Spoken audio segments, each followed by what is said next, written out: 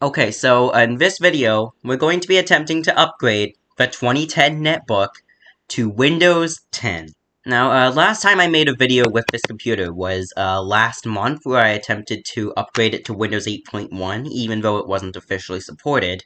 And we were successful with that. As you can see, we've got Windows 8.1 running on this computer currently, and yeah, that video did really well. So in today's video, I thought it would be a good idea to try to upgrade this thing to Windows 10. Now, if you remember for the last video, for most of the last video, I wasn't able to mount a Windows 8.1 ISO directly into the computer, because it was running Windows 7 at the time, and Windows 7 can't natively mount ISO images. I had to install a third-party program to do that.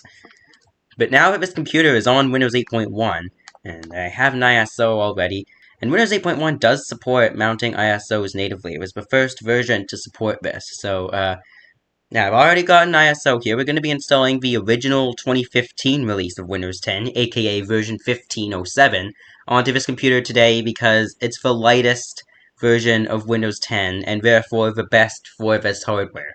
Because newer versions of Windows 10 have a lot more resource usage, like 22H2 is like a crap ton of background programs running at all times, and so this computer wouldn't be able to run 22H2 very well, but 1507, it's the very first version of Windows 10 ever released, and therefore is also the lightest.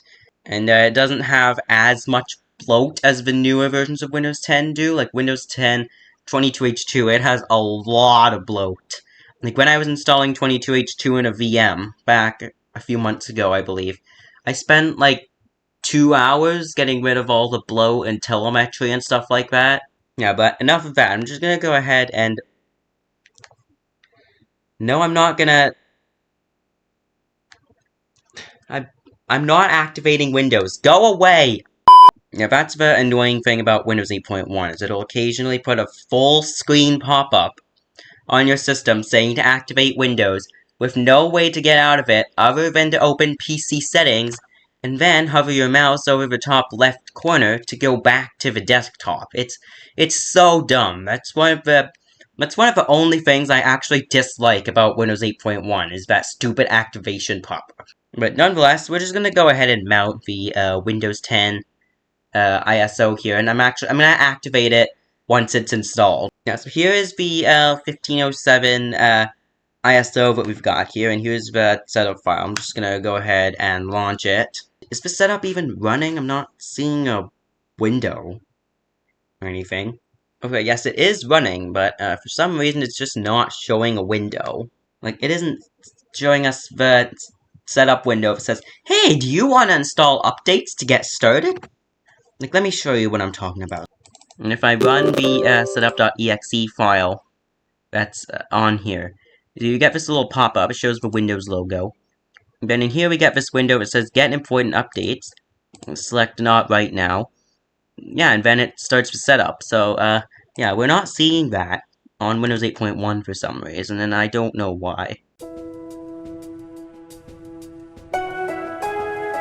Okay, we've made it to the setup.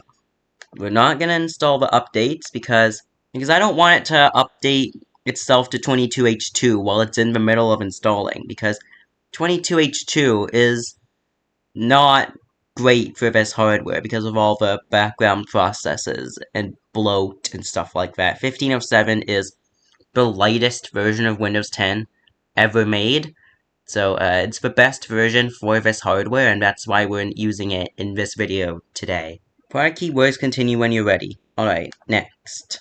And, yeah, accept the license terms. Oh, it's making sure we're ready to install!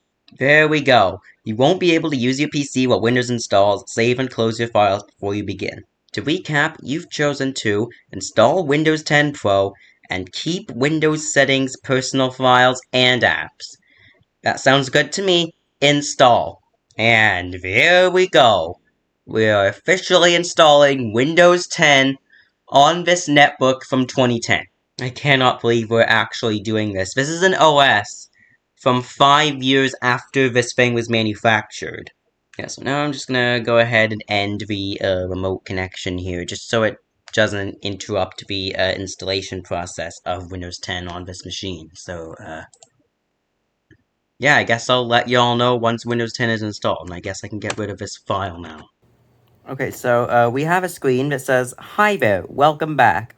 And it shows our username and account picture. I'm just going to go ahead and click on Next. And customize the settings. I don't want to send any of it. There we go. I'm not going to send any of this data to Microsoft. Not giving you my location. Next. New apps for the new Windows. These are all the new applications that are included in Windows 10, like Microsoft Edge, stuff like that. Next. Hi. We're setting things up for you. Alright, and now it's going to set up all of my personalized settings. It's getting updates first. It better not update itself to 22H2 because I don't want 22H2 on this computer. So, yeah, I guess I'll see you all when that's done. Alright, so we actually did it. We actually got Windows 10 running on this computer from 2010 that was never meant to run it. Here's the WinVer. It's Windows 10 1507, build 10240, the very first public release of Windows 10. And yeah, we actually got it running on this computer here. And yes, I did activate it. I was able to get this thing activated over the phone with Microsoft while I wasn't recording. So, yeah, that's going to be it for this video. If you enjoyed this video and want to see more like this, leave a like, subscribe down below, and turn on notifications so that you can get notified every time I upload. And, yeah, as always, I'll see you all in the next video. Goodbye.